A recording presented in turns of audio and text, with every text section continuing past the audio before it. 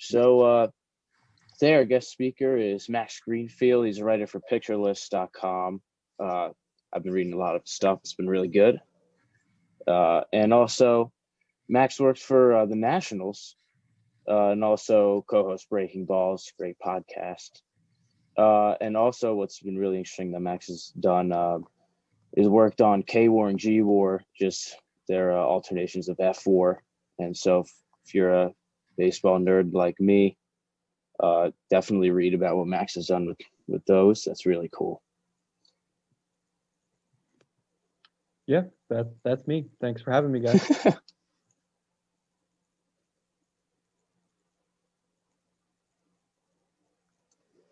So, Max, what is your background in baseball, and how do you become interested in analytics?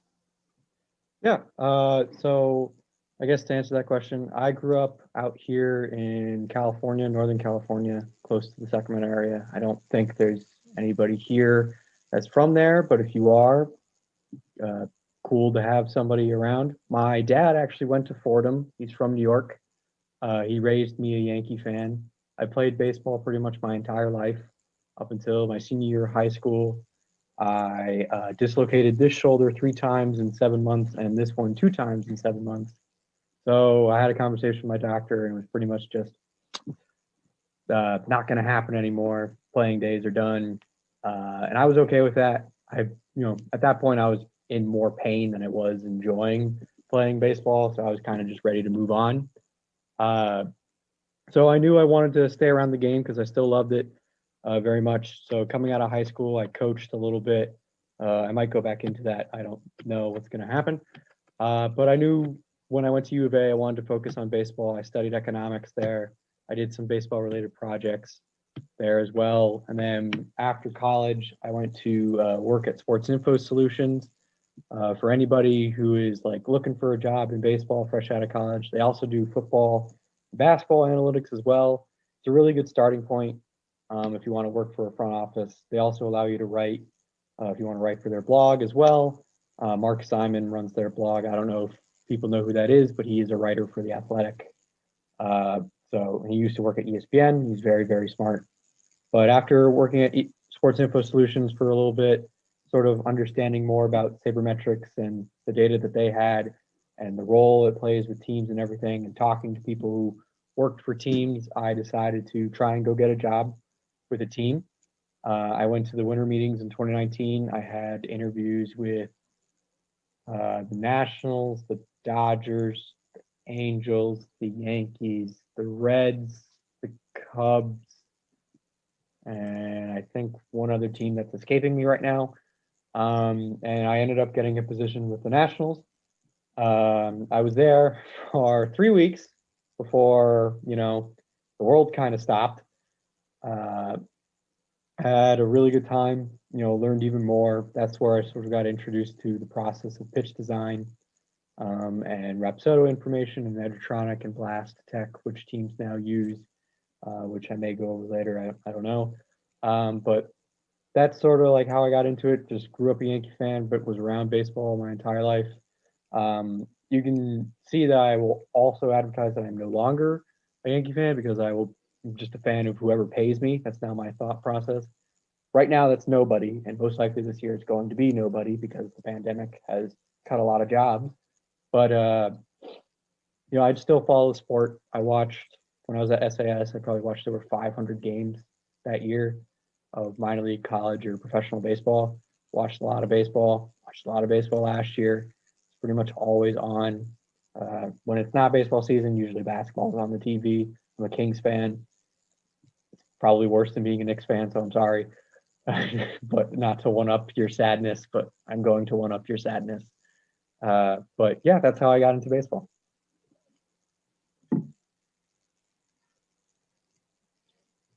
So what have you most enjoyed writing in your time at Picture List? What's some of the most interesting stuff you've done, in your opinion? In my opinion, the thing about Picture List is, technically speaking, I'm like a fantasy baseball writer. And it's funny because I don't play fantasy baseball. I haven't played fantasy baseball since I was in high school, which was a while ago. So I'm technically a fantasy baseball writer, and I kind of hate that because I don't like fantasy baseball. I don't play fantasy baseball. I'm more trying to take like analysis of like how it affects teams and how I would be evaluating if I worked for a team. But then I add in some fantasy twist. I think the best article I wrote in terms of research was probably either the Jordan Montgomery article where I talked about how I believe that he could be a really solid three starter for the Yankees this year, or the Austin Nola piece about catcher defense. I think uh, a lot of conversations about catcher defense seem to be focusing on blocking and throwing, which makes sense. Those are the most like visible parts of catcher defense, right? We get, when a catcher muffs up a block, on a ball in the dirt, right? People are like, wow, he should have blocked that better. But in reality, it doesn't really affect the outcomes of games too much. Um, my favorite part about Pitcher List is definitely the people. Like, we have a really good community on the Discord, and they're all very, very smart. A lot of them are much smarter than me, which is great because then I got to learn from them. But they're also just really nice. We got to have really good baseball conversations in there. We've had good conversations about the nature of the game, how it's going, the analytics, and the statistics behind everything. What's the flaws of some statistics are. We talk a lot about how the expected statistics or the exit velocity or barrels and stuff like that are on a per batted ball event instead of a per plate appearance event. They don't really like that. I think there's a lot of truth to that, but it's not really that important in my opinion. But that it's mainly the people. Like, the best part about Pitcher List is the people there. You get really smart people like Alex Fast, who right there. I don't know if you guys are following him on Twitter, but you should. He's really, really smart. And he's also just a lot of fun. He's a really funny guy. And Nick Pollock, who's head of Pitcher List, they're also very smart, but it's definitely the people. Yeah, Alex Fast is awesome. Great guy. Uh, so what does the process of writing a piece look like? And could you give any advice for any of us on the e-board here or any of our members who are looking to write articles for our blog? Yeah, everybody's process is different. It really just depends on the article. A lot of what I do is, since I do a lot of player analysis, a lot of what I do is, okay, I look at a player. Sometimes I'll look at my own statistics with KWAR and GWAR, or just look at publicly available statistics like Sierra or PCRA or XERA or whatever. See who had like big differentials, or as Matt did with DJ LeMahieu with the WOBA and ex-WOBA difference. I'll figure out what's there, or I'll look at a player's pitch repertoire and dissect it. That's what I did for one of my pieces where I took 5 different pitches and figure out ways to improve them through pitch design and what I would do if they even need to be improved, what makes them good, what makes them bad. So a lot of that is like, the first step is I do a lot of research. I probably spend a couple hours just like figuring out what I want to say, right? First step is, who am I talking about? Then the next step is, what do I want to say? Right. And usually it's about finding the data that, supports it. Right. So when I was talking about uh, Jordan Montgomery, he had a 5.1 ERA in 2020, and that's extremely bloated because every single peripheral statistic he had was under 4. And I was like, oh, okay, well, that's shocking. Then from there, I saw that he had a really good walk rate. Then I dove into his pitch arsenal, figuring out ways, okay, can he improve his fastball? Can he improve his changeup? Does he need to improve his changeup? How good's his curveball? What's his curveball move like? And from there, you sort of like get into what I want to say. And so for that one, I wanted to say Montgomery's got more potential than people think. He's not going to be a frontline starter, and you shouldn't slot him in to be a frontline starter. And clearly, the Yankees felt that way too, because they got Jameson Time and Corey Kluber. But I felt like it was able to say that he's better than people expect him to be. And so it always just starts with a lot of research. Then, in terms of like the actual writing, I'm different than I think most people. A lot of people like will phase what they want to say and just like start, bullet points turn into sentences, turns into paragraphs. I just write. I just start word vomiting onto a piece of paper, or I guess screen, I should say, and go from there and like edit as I go. And then when I'm done, I always go into Grammarly to double check my grammar, make sure everything is okay. The first couple times you're going to do it, you're probably going to see a lot of mistakes, and that's fine. Like, it's just like writing a normal paper for school, right? Your first draft is always going to be pretty heavy in mistakes. But after that, as you do it more, it gets easier, the flow, you start to know, you find your voice and what you want to say, especially when you're writing like super analytical pieces. You want to be convincing in your arguments using data and everything, but it's okay to make a joke every now and again. Like, some things are just objectively funny. So like when I was doing the Tanner Rainey piece, Tanner Rainey throws a fastball and a slider, but he had an overlay from Pitching Ninja on Twitter. And I just made a joke and I just said, I'm glad that I'm sitting here typing about Tanner Rainey and not facing Tanner Rainey, right? Stuff like that just makes it a little bit better to read for the reader. It's not just constant, just like data, data, data, data. And then, they can enjoy what you're reading, connect to your writing. It feels a little bit more personal that way. But, some people, they word vomit like I do. Other people are like, I'm gonna have a rough draft and like an outline and then go from there.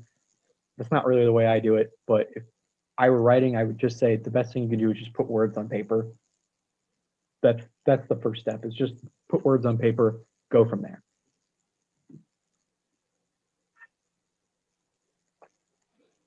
So could you tell us about the process of developing K-War and G-War, and I guess what that was like for you? I can tell you that it sucked at times. So the thought process behind K-War and G-War, first of all, K-War and G-War are war components that are built around KWERA, which is just looking at strikeouts and walks, and ground ball KWERA, which looks at strikeouts, walks, and ground balls. The thought process originally started out as I wanted to create a war metric behind Sierra. I'd still like to do that, but I talked to a lot of people who are much better at data modeling than I am, and building a statistic around Sierra, given its like factoring, building the park factor for that would be extremely difficult. I talked to 3 or 4 different people, and they're all just like, I wouldn't even know where to begin, which is fair. It's an extremely complicated statistic in terms of its calculation. So that's how it started. And then I asked Tom Tango what peripheral statistics he likes other than FIP. And he said KWERA. I was like, okay, well, KWERA is really easy to calculate. It's just got a base formula that we changed a little bit. Instead of it having like a constant number at the beginning of the formula, instead of a 5.40 minus 12 times the strikeouts minus walks over the amount of PAs or something like that is like the formula. I can't remember off the top of my head, but something like that. We changed that constant to the league ERA to make league adjustments easier for us when we do them later.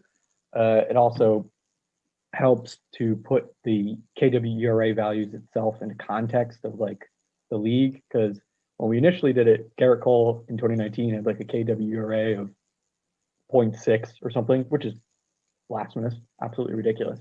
And we were like, that's probably going to like just visually speaking, or when we're making an argument for this statistic, people are going to be like, well, are you saying he's going to have like a sub 1 ERA next year? It's like, no, that's not what we're saying, and we don't want them to focus on the wrong things. So we changed, by we, I mean my partner, Jason Fixell, who is the Nationals baseball ops intern. He's getting brought back, and he went to Harvard Law. We met on Twitter. He's very, very smart. I don't know. I think his Twitter is at @QuickFix. He doesn't post on Twitter much, but he's a very good person. I'm sure if you sent him DMs on what it was like to get into baseball, he will answer them. He's very, very nice. So we worked pretty, for the first like few weeks, pretty much our process was just perfecting the formula. Then from there, after we got the formula down, we went into the park factoring, because I'm sure, as you all know, with baseball statistics with WAR, they calculate for the park that you play in, which is why we see hitters in Colorado usually see, pretty significant dents in their weighted runs created plus and their Fangraphs WAR and Baseball Reference WAR, because it's easier to hit in that park. So we have to account for that. So what we did was we took all of their strikeouts by park and weighted them. So let's say somebody had, 250 strikeouts on the year, and 80 of them came in Park X. We would weight that park factor by 80 over 250. right? So that way we felt we were accurately describing a pitcher's park factoring. In the Fangraphs version, it's just whatever their home ballpark is, that's 50%, and then 1 or 100, whatever it is the other 50%. I think that's kind of flawed. It'll basically even out over time hypothetically, but I think it's better to just go ahead and do the weighted averages. You're going to get more accurate, which is what we wanted to do. After we got all the park factoring done, which again took about another week or so, we just started going through all the years of data. We started with just 2019. That took a couple of weeks just to get the process down. Then after we finished 2019, we put out the first initial phase, then which was just K-WAR at the time. Then we went back up to 2002, which is when Fifth was created, and we put out G-WAR and K-WAR together. Took a long time, took several months because the process was we had to go stadium by stadium, player by, figure out exactly their individual park factors and go from there. And it took a while, but it was a good project because, you sort of learn how to operate databases a little bit easier. Excel isn't like a database language or anything, but it's a really good skill to have. You're definitely going to need it wherever you go. If you don't work in sports, or if you work in sports, having a knowledge on how to use Excel, especially like some shortcuts and formulas and everything, it'll save you so much time. So much time. We probably just by making sure the process was correct, saved ourselves probably a few more weeks of work just by making sure the process was right. But at the same time, that process of making sure the process was right was terrible because there were a lot of mistakes, and there were a lot of times where I just put my laptop down and I was like, I've been doing this for 5 hours. I don't want to do this anymore. And but it was a lot of fun. Ultimately, the statistic ended up actually doing what we wanted it to do, which was it was a little bit more predictive than Fangraphs WAR. It was about 0.06 or about 6% more predictive of the next year's WAR than Fangraphs WAR, which was good. Did what we wanted it to, which means sort of if you look at a player's K-WAR or G-WAR and it's higher than their F-WAR or higher than their F-WAR, we might say, all right, that pitcher might be better next year. If it's lower, we might say, we might see some regression next year. Wow, yeah, that's so awesome. Wow. So what are your thoughts about how baseball and the whole sports world in general can add advanced statistics to national broadcasts? Because I feel like, for people like us that are into that sort of thing, too often we hear broadcasters who actively hate advanced statistics. So what do you think there's anything that that could move progress forward in that regard? That's a good question. Since I talk about that a lot on Twitter. Yeah, I do talk about that a lot. I don't know how many baseball fans are here, but quickly, how many of you like John Smoltz as a broadcaster?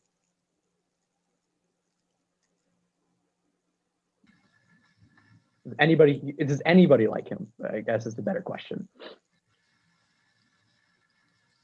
I can speak for that. I don't think it's many.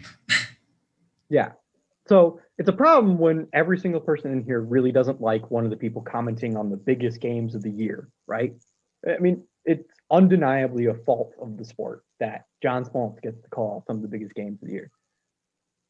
Let's translate it to football. How many people like Troy Aikman?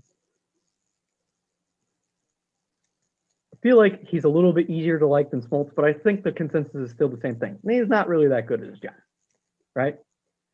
No, on an unrelated note, that really hurts Joe Buck, who I think is a good play-by-play guy, but his color guys suck. Yeah, they are not good at their job.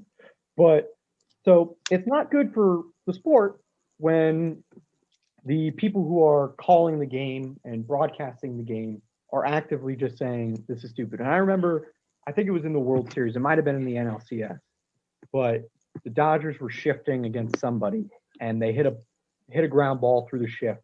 And Smoltz proceeded for the next 5 minutes to just talk about how terrible the shift was.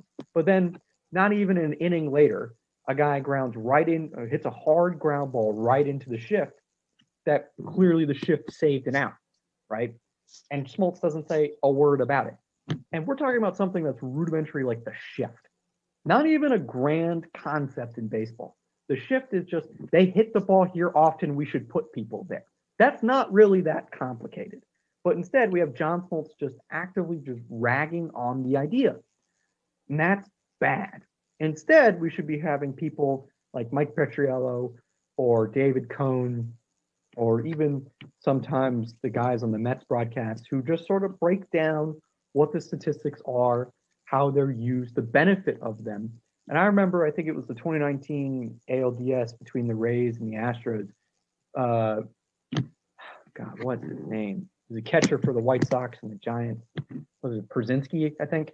Przinski and Girardi spent like a 5 to 10 minute conversation talking about how valuable weighted runs created plus was as a statistic, how valuable WOBA was, and how valuable the new metrics that are coming out are as a way to evaluate talent. And I was like, this is fantastic because this is an honest discussion from a guy who used to play, a former manager who's now a manager again, talking about how these statistics are important. And I think the key is you don't have to agree with every decision made by a baseball team, right? There are plenty of people who are still talking about when the Rays pulled Blake Snell, right? And what the data says doesn't really matter there. It's your ability as a broadcaster to reason through what they're doing using the data or reason through the data itself. So let's say, hypothetically, we're watching a Twins game, right? Miguel Sanoza, the guy crushes the ball every single year. He hits the crap out of it. But he's only had really 1 year where he saw great results from it. So talking about the differences in his, expected WOBA and his WOBA and his exit velocity, hard hit rate versus his actual production is a really good opportunity for the broadcaster to educate the fans about the process of these analytics, how they're calculated, why they're relevant, and why they should use them. A big problem is, places like MLB Network or these broadcasts, they appeal to the lowest common denominator because, their thought process is, well, fans aren't going to understand if we try and, explain it to them. How do you know if you never try, right?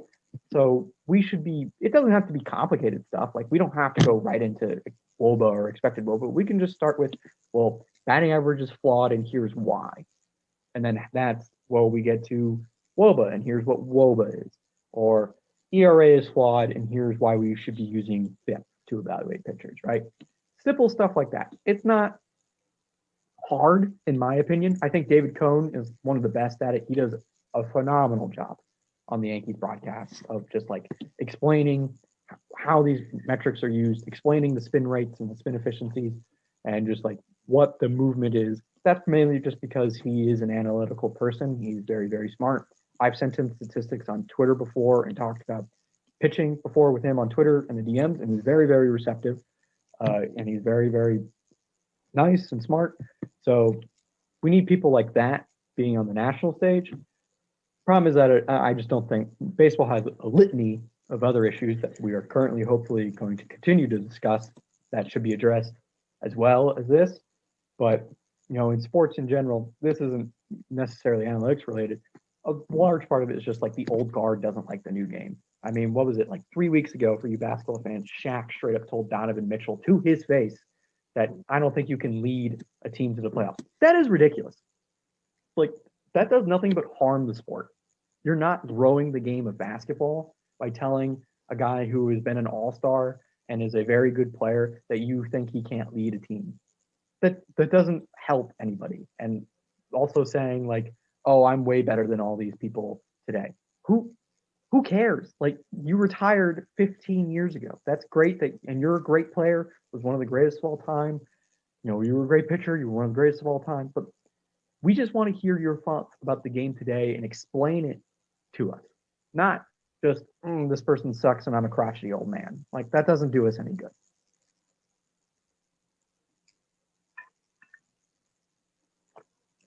So, what skills do you think I need to become an effective baseball analyst, and what are teams and employers looking for? I know you discussed this a little bit already, but any other thoughts on that? Yeah, I mean, it depends on, first of all, if we're just talking baseball, what you want to do is important. So you have to identify what you want to do. Do you want to be working in the analytics side, the R&D departments, or do you want to be working in player development? Do you want to be working in baseball ops? Do you want to be working in scouting, right? So the first step is identify what you want to do. So if you want to do scouting, you don't really need a lot of the technical stuff. You just have to have a really good eye for the game, and write scouting reports, as many as you want on college guys, preferably amateur athletes.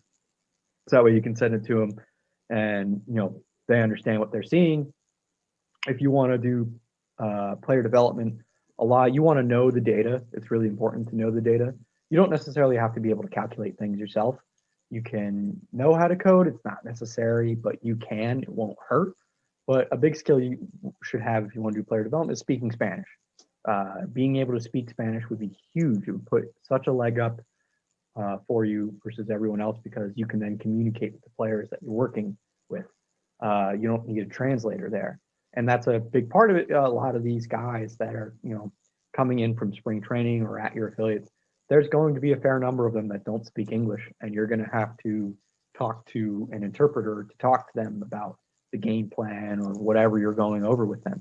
But if you can avoid that and just talk to them yourself, A, you make yourself a better candidate. B, player feels better, because then they don't, some of them will feel ashamed that they have to use a translator.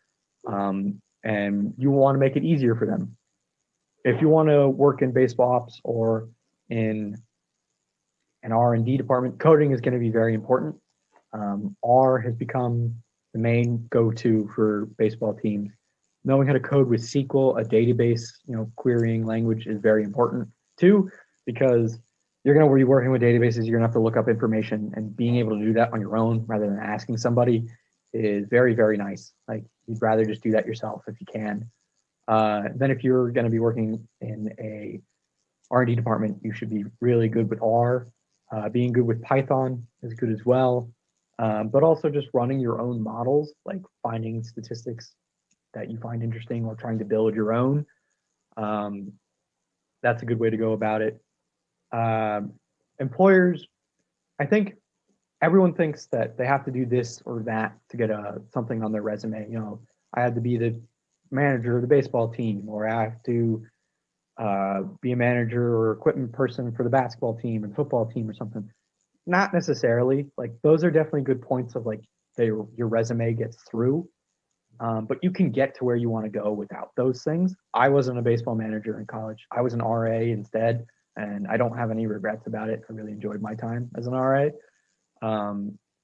And the other thing that I think people don't understand is, at a certain point, they don't really care what you know, because if you're getting through your first or second interview, you know what you're talking about with regards to the sport.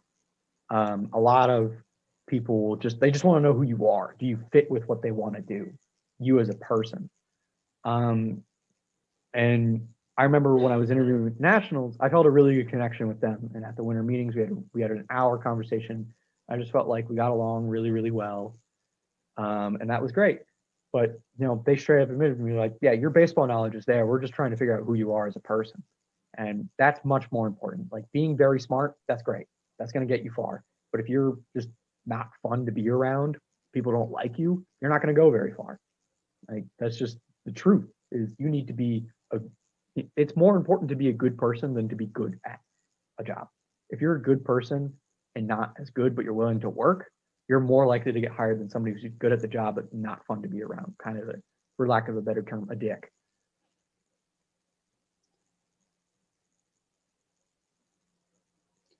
So, bouncing off the Nationals job again, what was your favorite part about that, or do you have any cool stories from that experience? I know it was brief, I guess, but I got anything? It was brief, unfortunately. It was a good segue on my part bringing up the Nationals story. Yeah, how about that? Yeah, so the best part was definitely working with the players, like, without a doubt. When we were at spring training, the best part was every single day we would go out to the bullpens and do Rapsodo work with the pitchers, get blast motion data, which is it's a sensor you put at the knob of the bat, and it reads the swing, and it'll give you scores based off of how crisp your swing is, how through the zone you are, how hard you're hitting the ball, which is good indicators of, like, for these minor league guys, if they're, like, let's say their swing is long or something, we could see that in their scores, and then we can go check the video. It's really useful information. That's definitely the funnest part, was working with the players. The second most enjoyable part was at one point in time, Derek Jeter showed up because the Nationals were playing the Marlins, and the Lerner family and Jeter and Sherman were going to have a meeting. And it was right after he had just gotten elected into the Hall of Fame, about a month after. So obviously there was the security detail and everything. And, it's Derek Jeter, so it kind of makes sense. But he walked into the room, and I'm just standing there in the corner because I have to go somewhere else. But then I see him, so I'm just like waiting a second because it's Derek Jeter. And he walks in, and like nobody's saying anything. He's like, somebody die in here. And then one of the other player development interns, he was just like, "Hi, Mr. Jeter." He goes, "You can call me Derek." And it was like the guy's face. He was just like, "Oh." Wow. Yes. The other good story I have is one day Max Scherzer showed up a lot in the video room, which is where I would do like a lot of clipping and stuff of the filming that we did at spring training. Scherzer showed up a lot. He was, I don't know what people expect Max Scherzer to be like, but he was nothing like I thought he was, because he is a madman out there on the mound, one of my favorite pitchers ever, and he is just insane to watch. But he's like the nicest dude in person. So nice. He's very funny, but he's very, very calm, very nice. And he was just talking to us, and like I don't want to give it away because it's very important to the Nationals, but we were talking about how he feels about certain things regarding pitching for about 15, 20 minutes. And, once he leaves, you just kind of sit there and say, "I just talked pitching with Max Scherzer for 20 minutes. That was crazy." But, I wish I could say what we talked about, but somebody said not to when I worked there. They're like, "Don't tell people that." And I was like, "Okay." So I can, but it sucks because it was cool. It was really cool. But Scherzer, and then Juan Soto showed up once. Remember, this was just after they won the World Series too. Like, this is the spring training after they won the World Series. So there are a lot of guys who are very happy. And Soto always has a smile on his face. Literally, like the happiest guy there. I'm sure people could tell that from the way he plays, but God, he's just such a nice and very, very friendly guy, who I am also older than, and that makes me uncomfortable.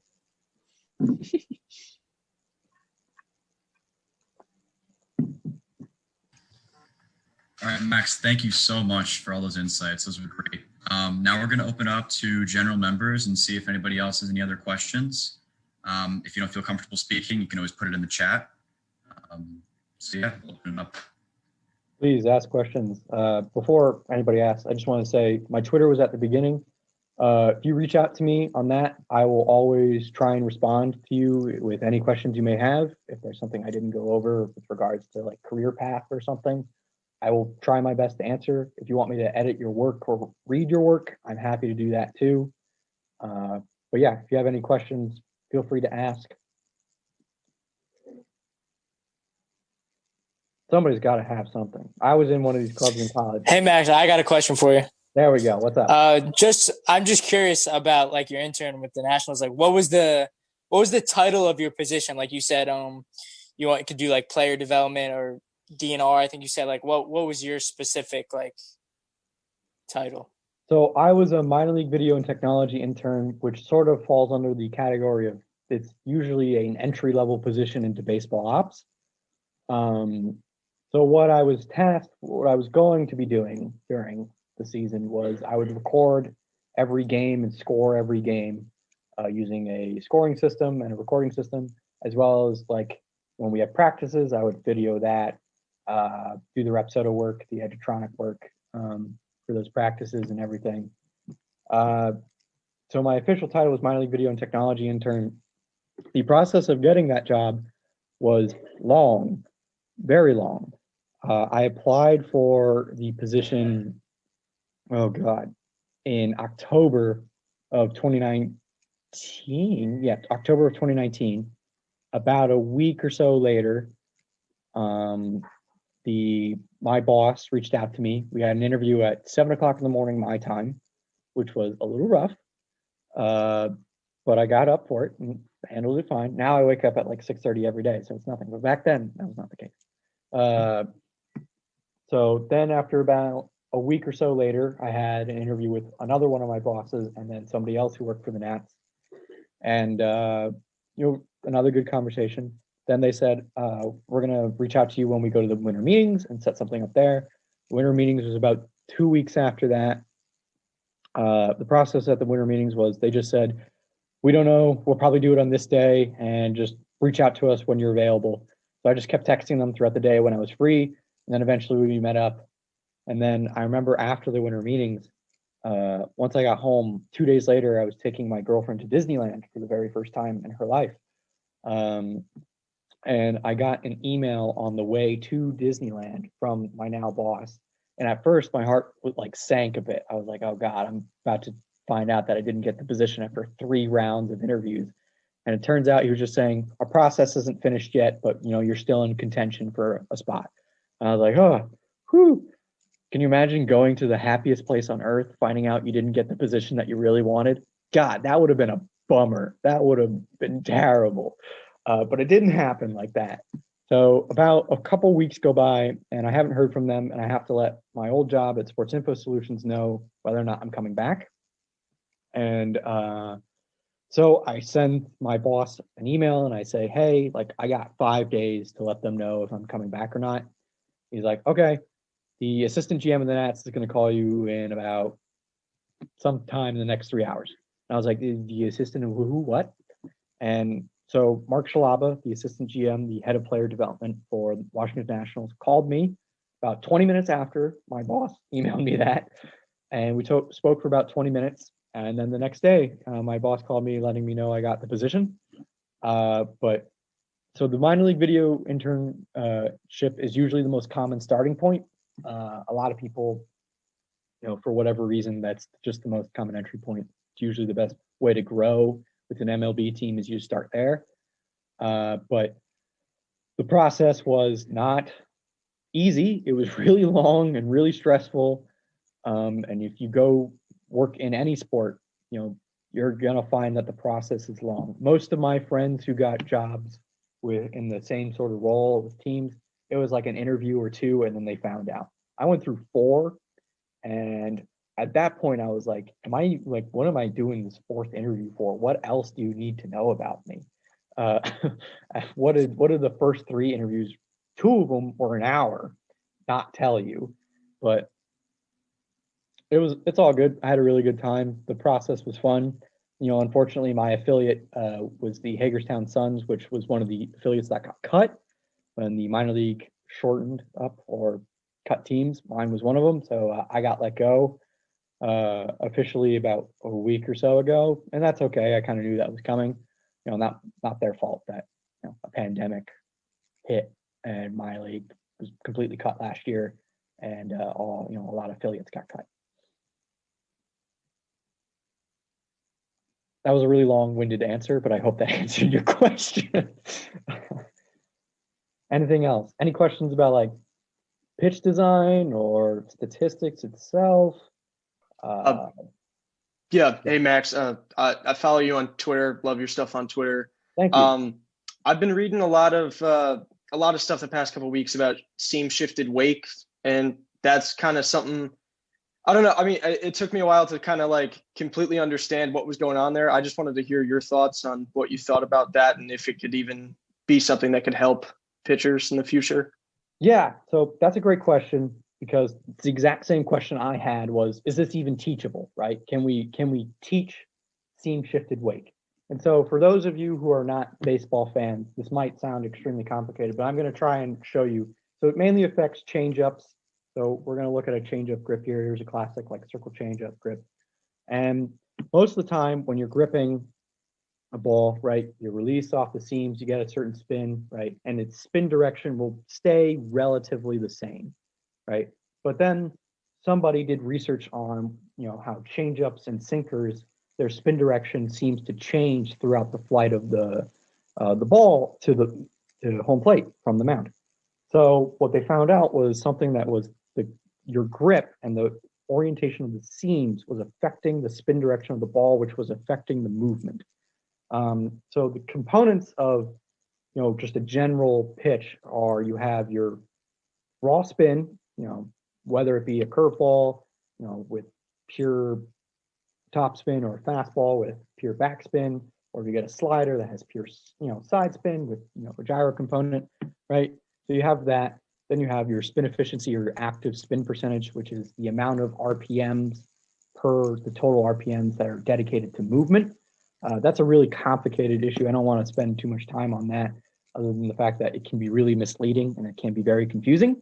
But generally speaking, we're going to talk about changeups and sinkers with seam shifted wake, and those tend to have higher spin efficiencies, which means the spin is more dedicated to movement and less gyro component, or the force of gravity isn't pulling it down as much, which isn't affecting the movement.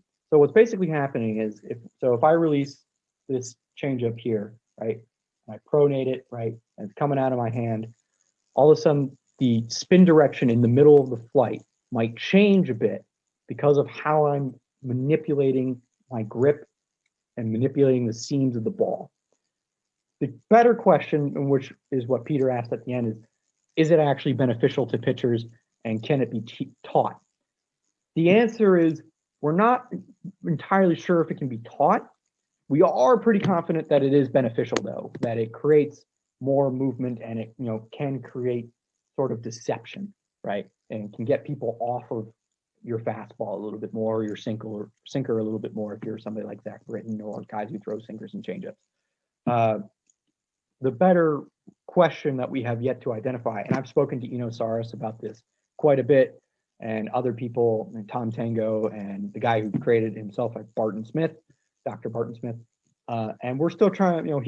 Barton Smith is pretty confident that it can be taught, but nobody's really figured it out how to do that yet. I'm sure Kyle Bodie at Driveline will get to that point, because they're very smart. But I am fairly confident that I can tell you that it is useful. And the way to sort of identify it is, if we were going on to Baseball Savant and looked at their spin direction chart, and we saw big differences in the observed and the measured on like a changeup or a sinker, there's probably a really good chance that there's some seam shifted weight in there. But based off of like when you're just watching a baseball game, can you see it? Probably not. Generally speaking, you can't really see a lot of the things that pitch metrics will tell you. Like, I don't know about anybody else, but a lot of people don't watch, a guy come in with a curveball and say, yeah, his spin efficiency on that looked about 72%. There's no possible way you could know that. Not even the slightest clue you could tell by just watching from your eye. So yes, to answer your question, it is important. It's good to know, especially with like the more information we have that we can sort of help teach pitchers is good. But can we even teach it? That's still up for debate.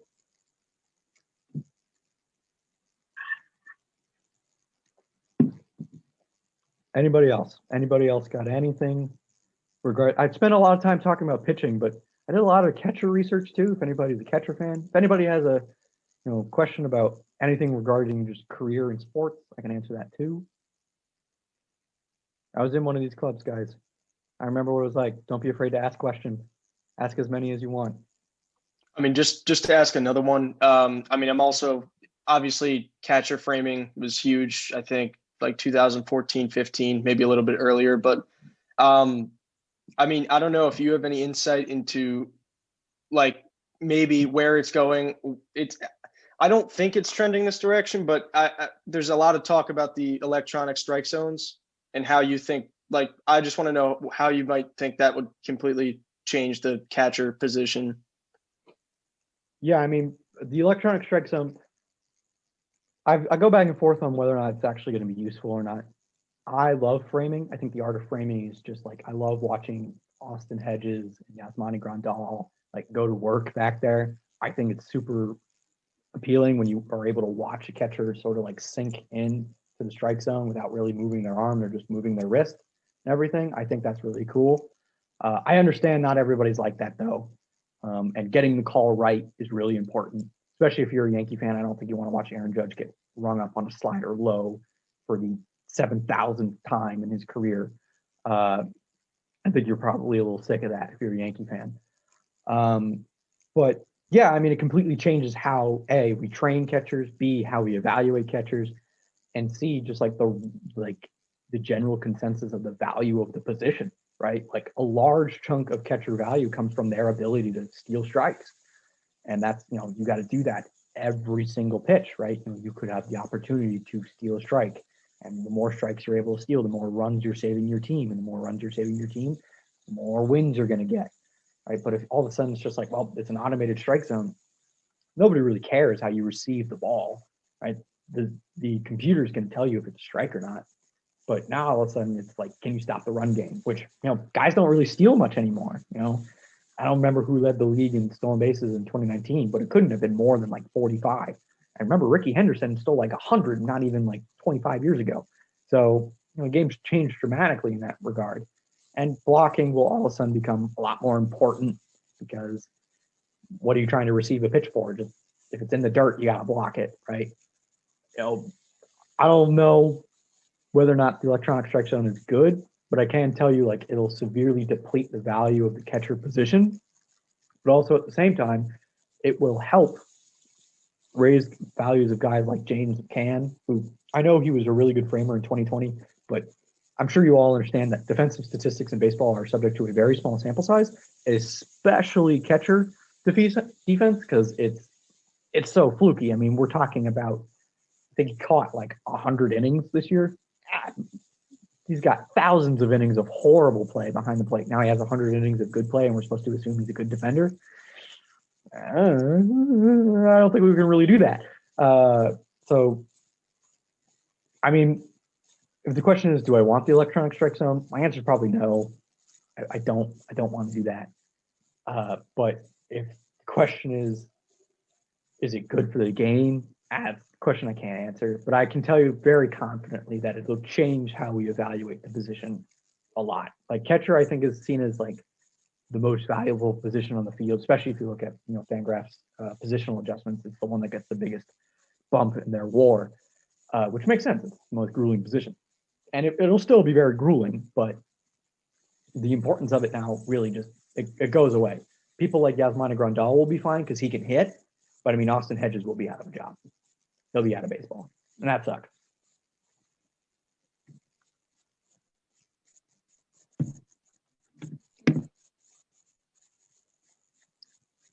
I can't hear you, Luke.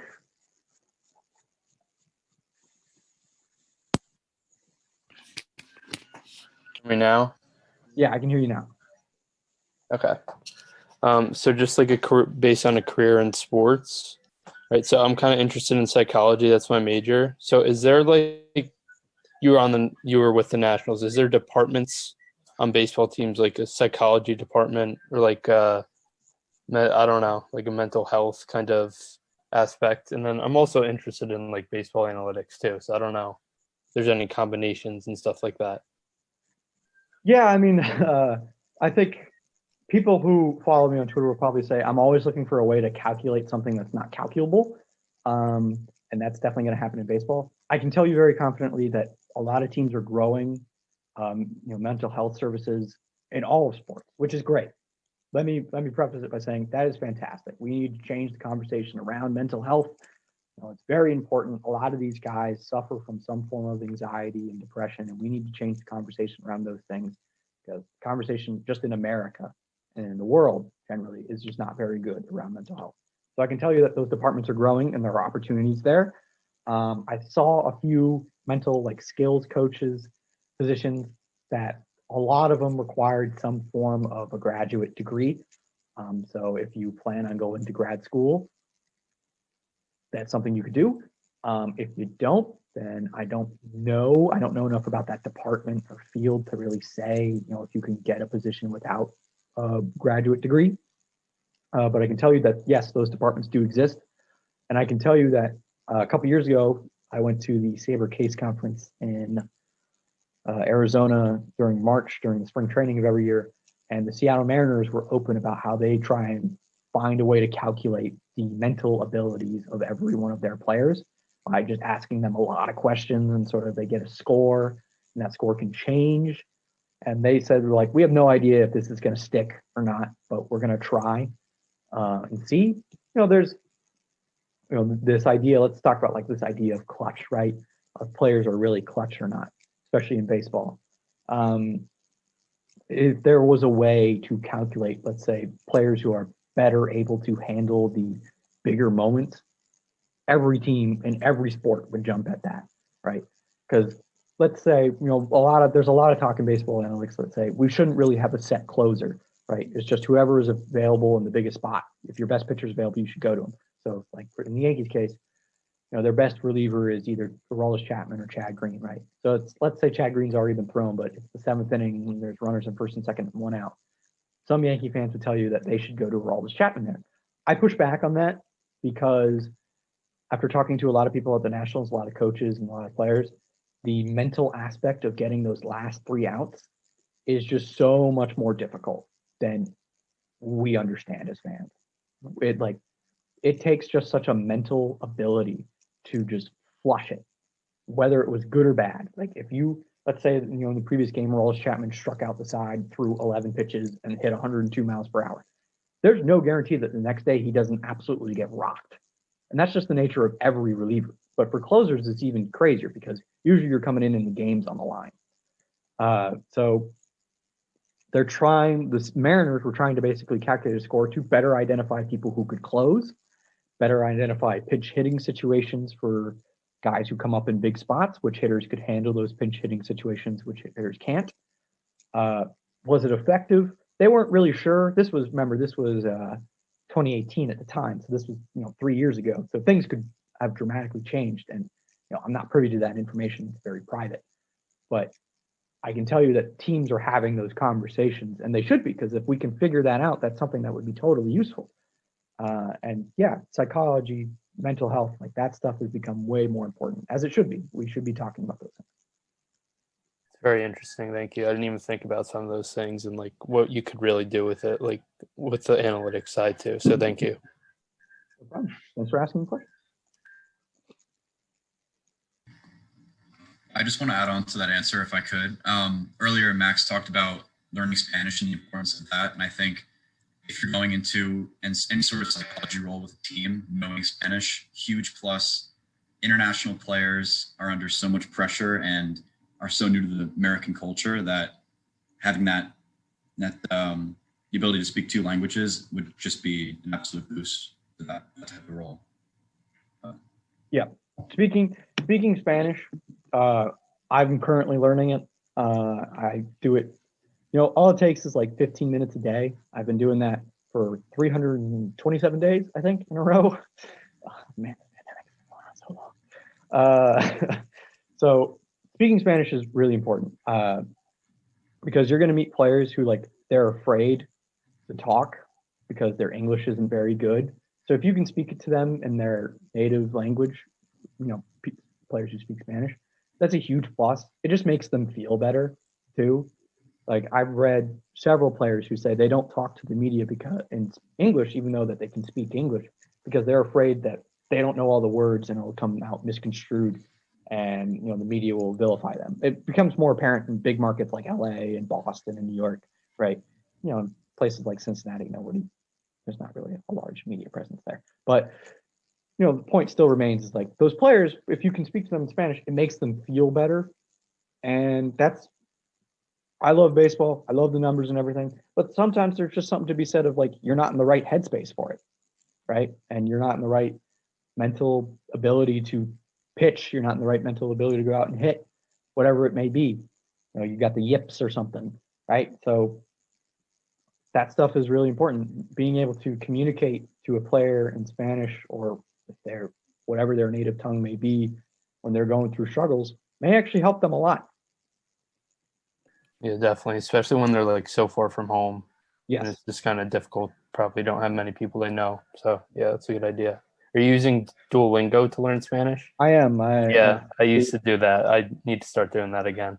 The owl bugs me every single day. Yeah. Every single day, the owl comes to me. Yep. Aren't you just supposed to be doing Spanish? And I'm like, I'm writing an article next year. Yeah. Do Spanish. Okay. I think the most I ever got was like 150 days. That was my max, but I need to start it again. Yeah, a friend of mine who's a writer for Picture List, his name's Jack. I think he's at like 350, closer to 400 days in a row. That man's been going hard with it. Yeah. That's like, I know it I know it seems crazy, but really it's just 15 to 20 minutes a day.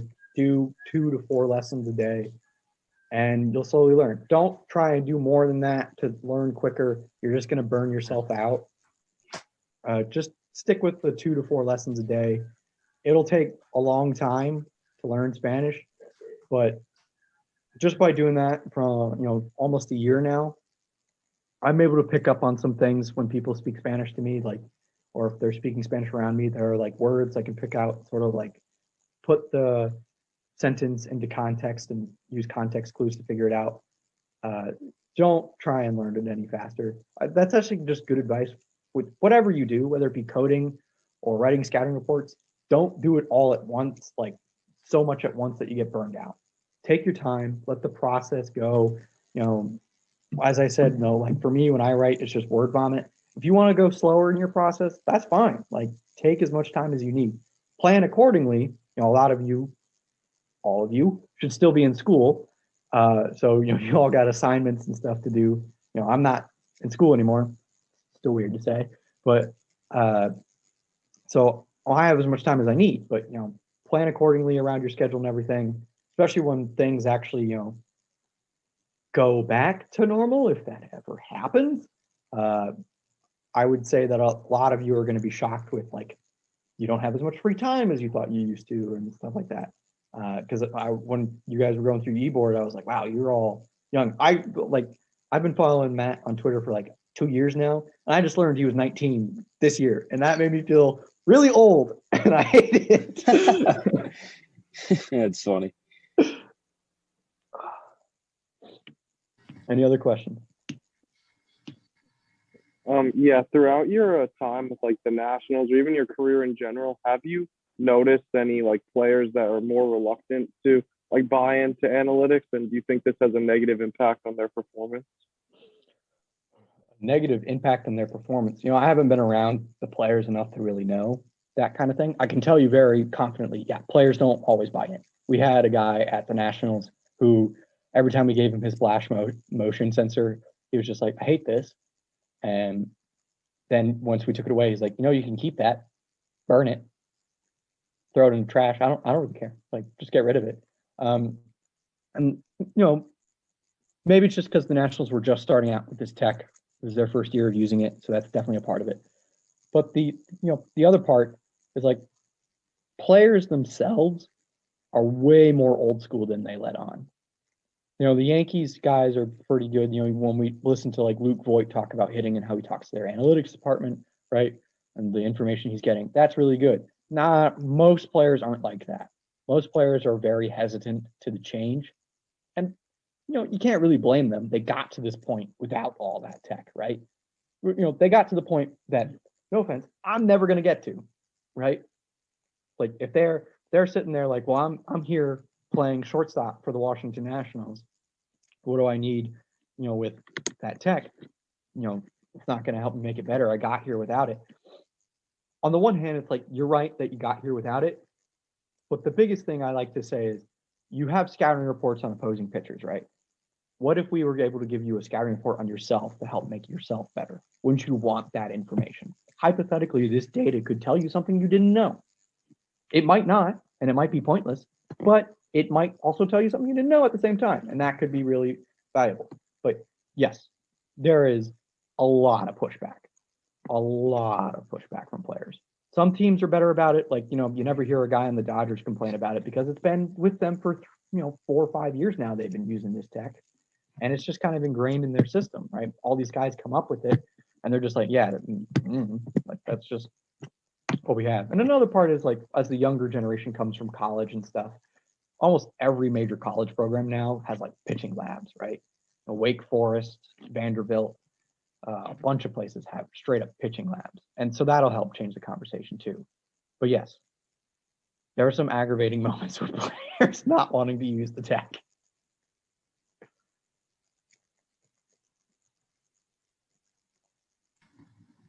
Anything else?